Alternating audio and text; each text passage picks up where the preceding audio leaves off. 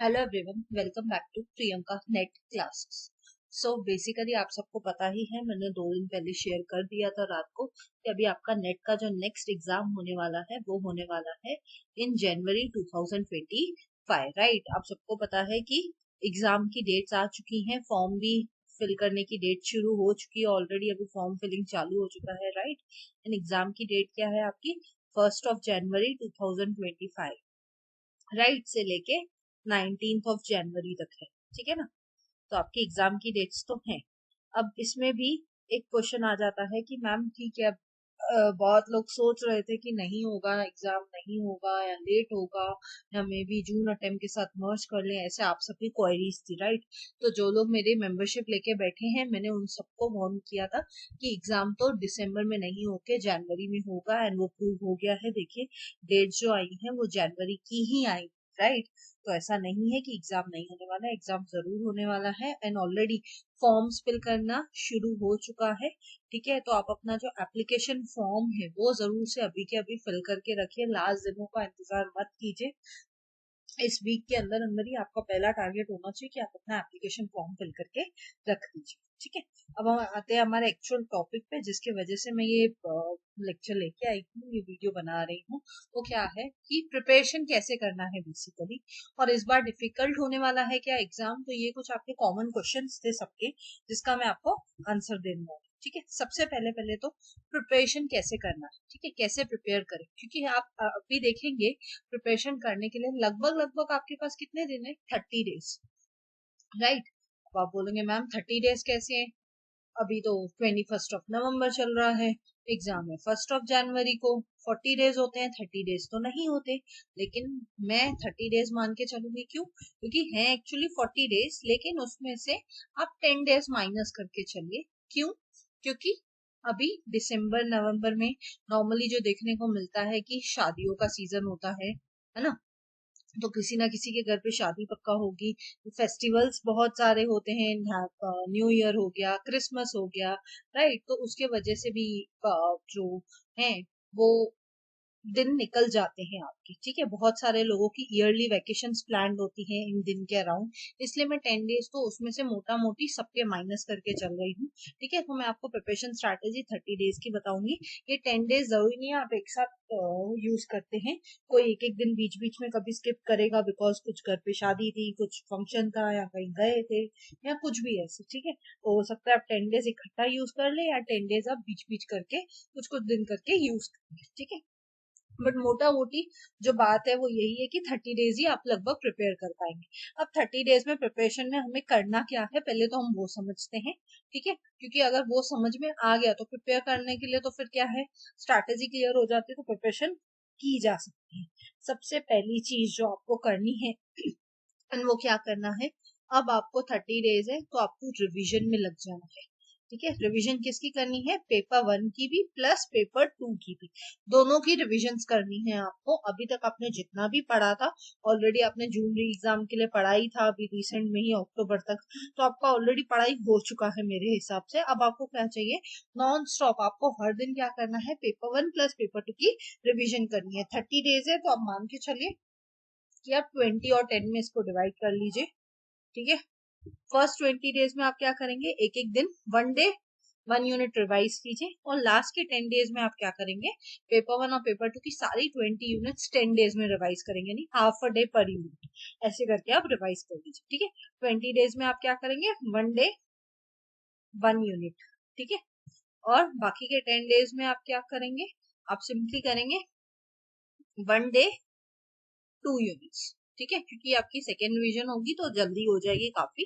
ठीक है ना, ऐसे करके आपको पहले तो रिवीजन करनी है। ठीक है, ये तो रही रिवीजन की बात है। ठीक है, सेकेंड चीज जो मोस्ट इम्पोर्टेंट है, अगर किसी ने बिल्कुल ही नहीं पढ़ा है या कम ज्यादा पढ़ा है, या रिविजन भी जिन जिन लोगों को लगता है कि हम नहीं कर पाएंगे क्योंकि अभी तक तो हमारा पोर्शन ही खत्म नहीं हुआ है, ऐसी कोई भी कैटेगरी के अगर स्टूडेंट्स हैं, तो सेकेंड एंड मोस्ट इम्पोर्टेंट चीज है जो सबको करनी ही करनी है, एंड वो है आपके PYQs, प्रीवियस ईयर क्वेश्चंस। ये एक ऐसी चीज है जो आपके लिए रिजल्ट लेने और नहीं लेने के बीच का जो अंतर है ना, वो डिसाइड करती है। यानी आपका एग्जाम में रिजल्ट अच्छा आएगा नहीं आएगा, क्वालिफाई होगा नहीं आएगा, वो कौन डिसाइड करता है? वो डिसाइड करते हैं आपके पीवाईक्यूज। और माइंडेड आपको पीवाईक्यूज कहाँ से कहाँ तक करने हैं? 2020 से लेके 2024 तक के सारे पीवाईक्यूज करने हैं। ठीक है, ऑलरेडी मैं अपने चैनल पे क्या कर चुकी हूँ, 2020 से लेके 2023 तक के करा चुकी हूँ। अब मैं सिर्फ 2024 के उसमें ऐड ऑन करूंगी। और अगर आप देखेंगे ना इसमें कितने पीवाईक्यूज है, टोटल कितने क्वेश्चन है, तो आप देखेंगे तो 1600 क्वेश्चन है पीवाईक्यूज में। मैं सिर्फ कॉमर्स की बात कर रही हूँ, पेपर 1 में तो इससे कई ज्यादा। कितने क्वेश्चन है? 1600 क्वेश्चन। तो अगर किसी ने बिल्कुल ही पढ़ाई नहीं की है, कम ज्यादा पढ़ाई की है, या जिन्होंने अच्छे से पढ़ाई की भी है, मैं आप सबको वार्न कर रही हूँ कि प्लीज कृपया करके क्या करिए, पीवाईक्यूज अच्छे से देख के जाइए, पीवाईक्यूज अच्छे से करके जाइए।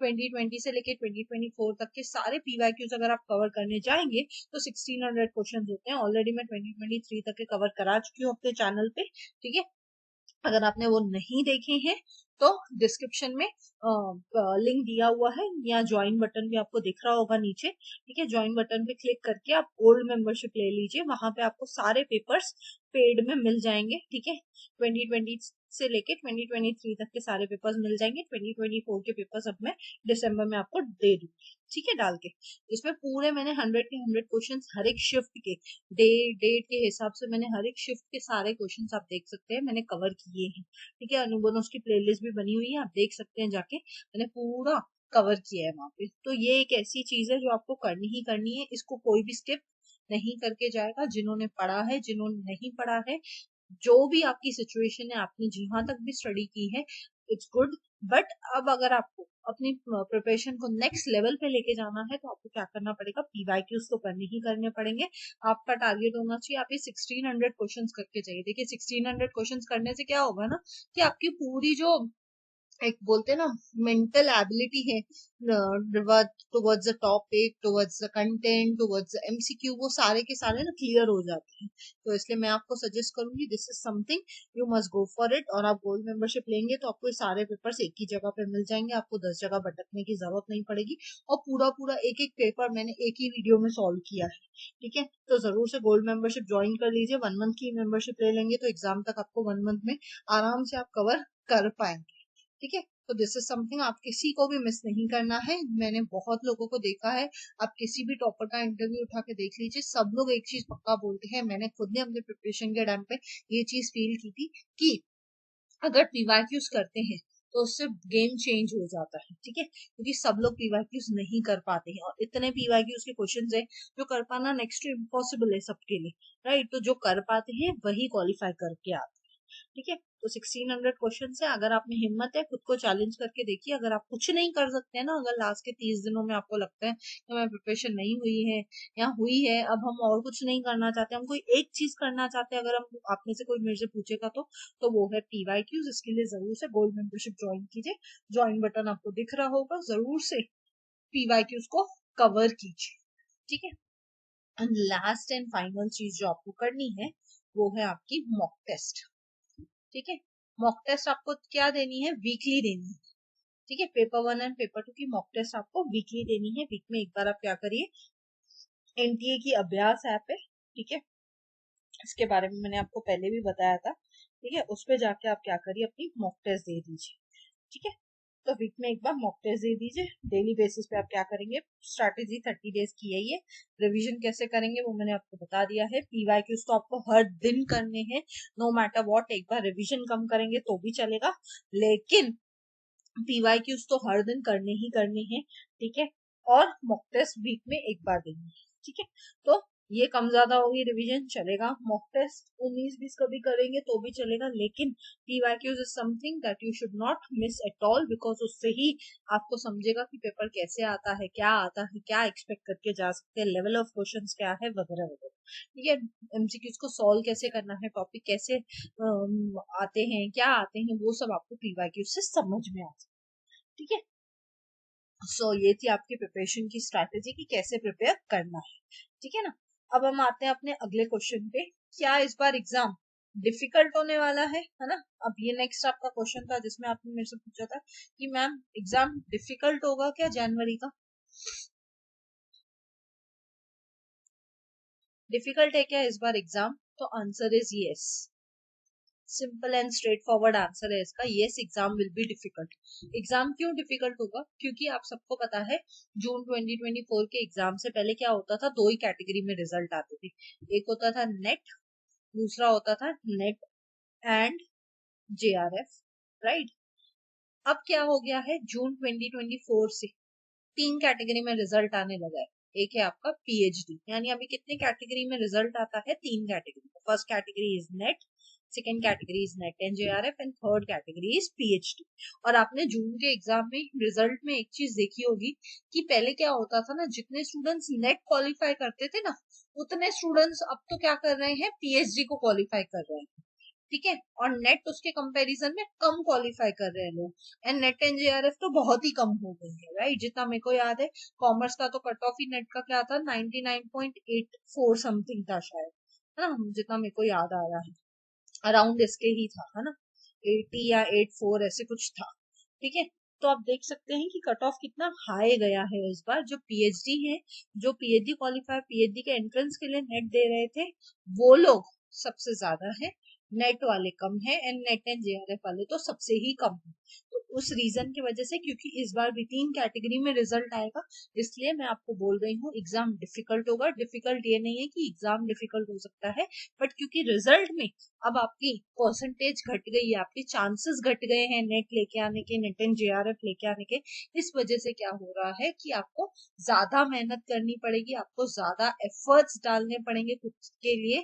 क्यों? क्योंकि अब एमटीए वालों ने गेम अप कर दिया है, उन्होंने अपने लेवल बढ़ा दिया है, आपको भी अपना लेवल बढ़ाना ही पड़ेगा। क्यों? क्योंकि एग्जाम तो डिफिकल्ट होगा ही होगा, कि अब उनको पीएचडी वालों को भी अकोमोडेट करना है। तो जितने स्टूडेंट्स पहले नेट लेके आते थे, उतने अब पीएचडी में क्वालिफाई कर पाते हैं, और जो नेट के हैं वो उससे भी कम है, नेट एंड जेआरएफ के तो सबसे कम हो गए हैं, ठीक है। बट इसका मतलब ये नहीं कि स्टूडेंट्स क्वालिफाई नहीं कर पाते, आप क्वालिफाई कर पाते हो। कंडीशंस अप्लाई ये है कि आपको अपनी प्रिपरेशन को नेक्स्ट लेवल पे लेके जाना पड़ेगा, एंड नेक्स्ट लेवल पे लेके जाने का एक ही सोल्यूशन है, एक ही तरीका है जिससे आप क्या कर सकते हैं, गेम चेंज कर सकते हैं, and that is your PYQs। Last time भी जिन लोगों ने जून का री एग्जाम क्वालिफाई किया था, उन्होंने मुझे यही बोला था, मैम आपके PYQs करके गए थे, हमारे PYQs की वजह से ही हमें वो कॉन्फिडेंस आया कि हम इतने सारे क्वेश्चंस टाइम के अटेम्प्ट कर पाए, और उन्होंने बहुत से लोगों ने क्वालिफाई किया है।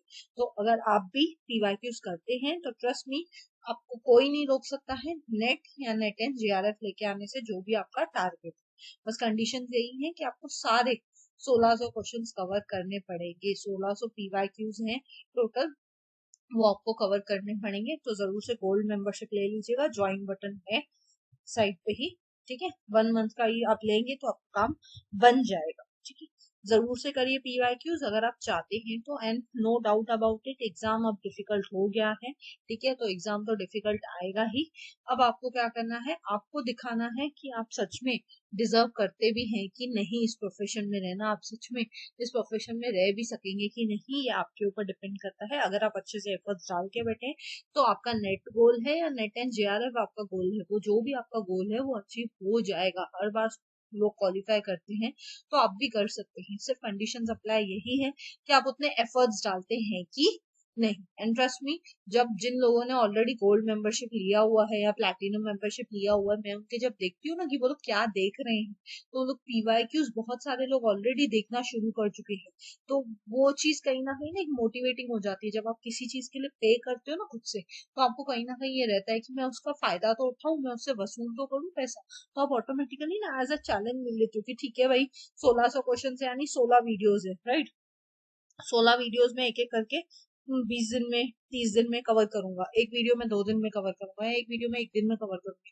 तो ऐसे करके जब आप खुद को चैलेंज देने लगते हैं ना, तो ऑटोमेटिकली क्या होता है, आपका काम भी हो जाता है, प्लस आपके एफर्ट्स भी हो जाते हैं, जो आप वैसे नॉर्मल कंडीशन में खुद से नहीं कर सकते, ठीक है ना। तो प्लीज खुद पे थोड़ी दया खाना बंद कीजिए, जरूर से अपनी प्रिपरेशन अभी से शुरू कीजिए। एग्जाम का लेवल डिफिकल्ट होने वाला है, लेवल अप आप खुद को करना ही पड़ेगा, ठीक है।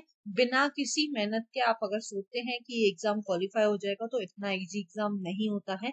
Yes, the exam level will be difficult even this time. जिन लोगों को जून का री एग्जाम डिफिकल्ट लगा था, मैं उनको फिर से बोल रही हूँ, उनको दिसंबर का जनवरी का जो एग्जाम है वो और भी डिफिकल्ट लग सकता है, क्योंकि रिजल्ट तो 3 कैटेगरी में ही आएगा। भले एग्जाम इजी हो सकता है लेकिन रिजल्ट फिर भी डिफिकल्ट ही निकलेगा। क्यों? क्योंकि कैटेगरी 3 हो जाएगी, तो आपके क्वालिफाइंग के जो चांसेस है ना वो अब कम होते जा रहे हैं धीरे धीरे। इसलिए आपका काम है कि अब ज्यादा मेहनत, ठीक है। आई होप ये चीजें क्लियर है। आपके दोनों क्वेश्चन का आंसर मैंने दे दिया है। एक तो रिगार्डिंग प्रिपरेशन, कैसे प्रिपरेशन करना था, और दूसरा रिगार्डिंग कि डिफिकल्ट होगा कि नहीं। दोनों का आंसर मैंने आपको दे दिया, ठीक है। अब आ, आपके ऊपर है, आप प्रिपेयर कैसे करते हैं। जो प्रिपरेशन सीरियसली करना चाहते हैं वो कंसिडर कर सकते हैं गोल्ड मेंबरशिप लेना। डिस्क्रिप्शन में लिंक गिवन है, या ज्वाइन बटन को क्लिक कर सकते हैं, या यहाँ पे मैं वीडियोस दे दूंगी आपको, ठीक है। आप उनको क्लिक करके भी कर सकते हैं, ठीक है। सो थैंक यू, मिलते हैं नेक्स्ट वीडियो में। Till then bye bye, take care. और जरूर से इस वीडियो को ज्यादा से ज्यादा अपने उन फ्रेंड्स के साथ शेयर कीजिएगा जो अभी जनवरी में एग्जाम देने वाले हैं नेट का, राइट। सो लाइक कीजिए, सब्सक्राइब कीजिए, मिलते हैं नेक्स्ट वीडियो में। Till then bye bye, take care.